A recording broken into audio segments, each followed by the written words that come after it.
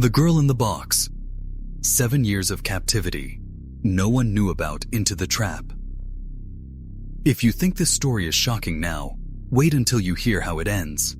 Subscribe, drop a like, and stay with us, because this case will keep you awake tonight. The late 1970s were restless years in California. Hitchhiking was common, a mix of freedom and danger rolling across open highways. On May 19, 1977, Colleen Stan, a bright-eyed 20-year-old, stood by the roadside outside Eugene, Oregon. She was young, adventurous, and trusted the rhythm of the open road. She couldn't have known that the next car to stop would alter her life forever. The vehicle that slowed in front of her looked harmless enough. A blue Dodge Colt, a couple inside with their baby. Cameron and Janice Hooker on the surface seemed like ordinary parents. The presence of the infant in the back seat disarmed her suspicions. What harm could come from a family offering a ride? Colleen climbed in, unaware that she had just stepped into the beginning of a nightmare. The first hour felt normal, pleasant chatter, the hum of the road. But as they drove further into California, Cameron's demeanor shifted. His questions grew strange, invasive. By the time Colleen realized she should ask to be let out, the car was already veering toward a remote back road near Red Bluff.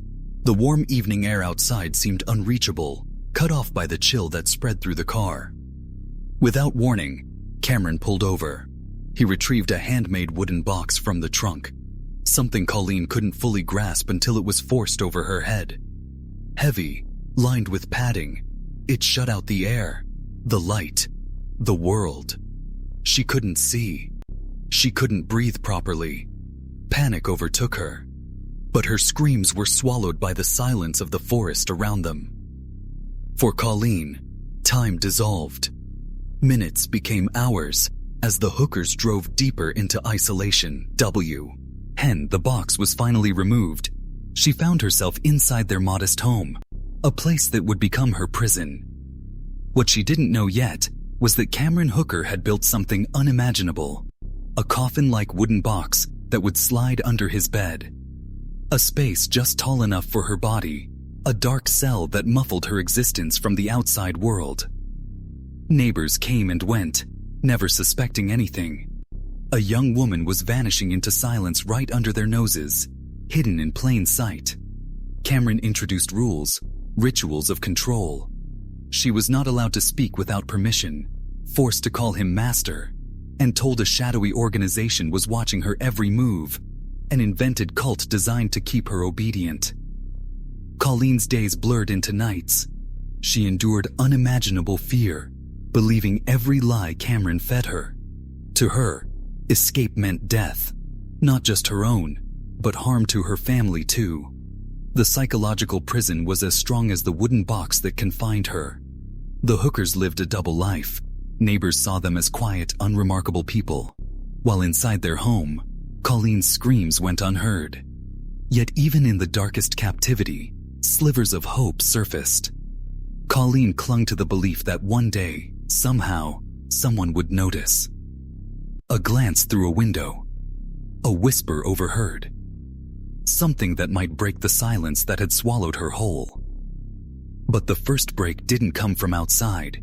It came from within the house itself. One night, while cleaning in the hooker's living room, Colleen stumbled across a locked drawer she wasn't meant to open. She pulled at it, hands trembling.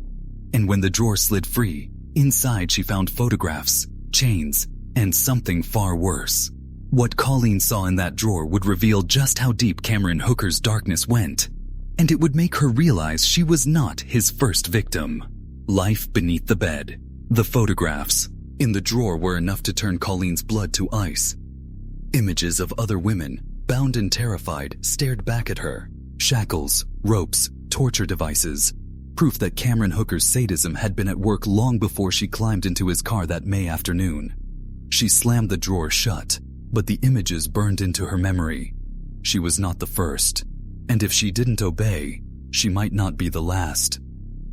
From that moment, Colleen understood the full scope of her captivity. Cameron's cruelty wasn't random. It was calculated. He told her she had been chosen by a secret organization known as the Company.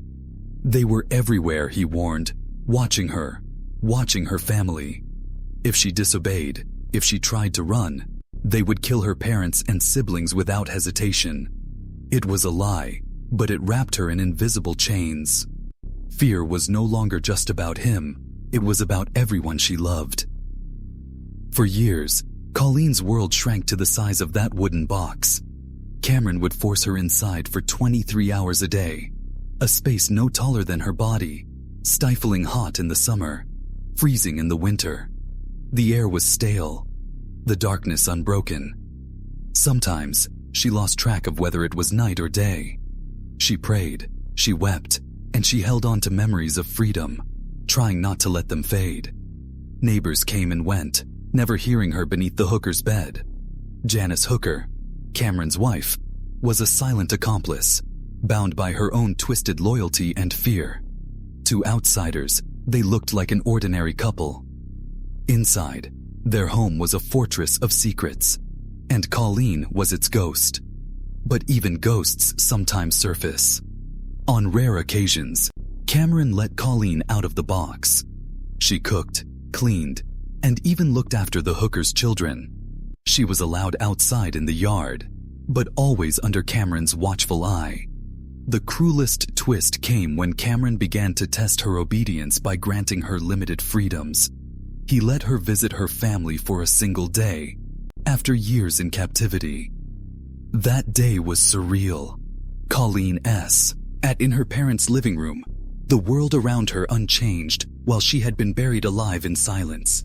She smiled, she spoke, she hugged her mother. Yet she never told them the truth. The invisible hand of the company squeezed her throat, convincing her that if she revealed anything, her family would die the moment she left. To them, she seemed thinner, older, but safe. To her, it was proof that Cameron's control was absolute. Investigators wouldn't learn about Colleen until much later, but seeds of suspicion were quietly being planted. Cameron's arrogance grew, his cruelty deepened, and his desire for dominance seemed endless. Colleen endured it all, her spirit bruised but not broken. And then, something changed. A fracture appeared in the hooker's world, not from police, not from neighbors, but from within their own walls. Janice Hooker, after years of complicity, began to question the nightmare she was living in. Her loyalty to Cameron wavered. Her guilt weighed heavy. And as cracks formed in her silence, the possibility of escape, real escape, suddenly came into view. But before freedom could even be imagined, Cameron revealed a new plan to Colleen. A plan so dark, it made her captivity seem like only the beginning. The escape. Cameron Hooker's plan was escalating. He told Colleen she would soon become his second wife. His cruelty had twisted into delusion, and he wanted her to live in the house openly, while Janice, his real wife, was forced to accept the arrangement.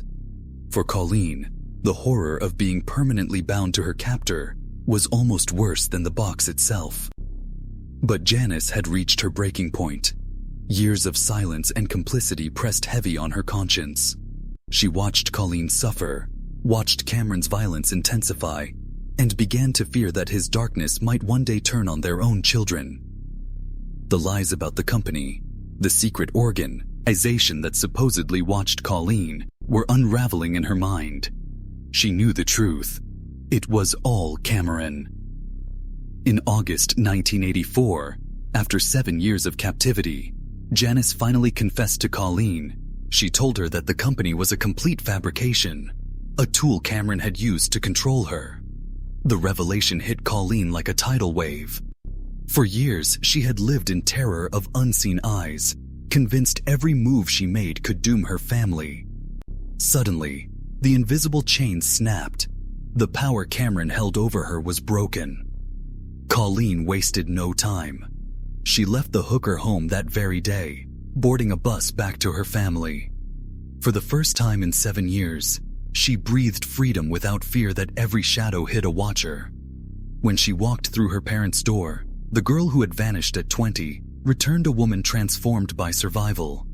Her family had never stopped searching, never stopped hoping, and now she was home. But the story didn't end there. Once free, Colleen went to the police. At first, her story sounded too extraordinary to be believed.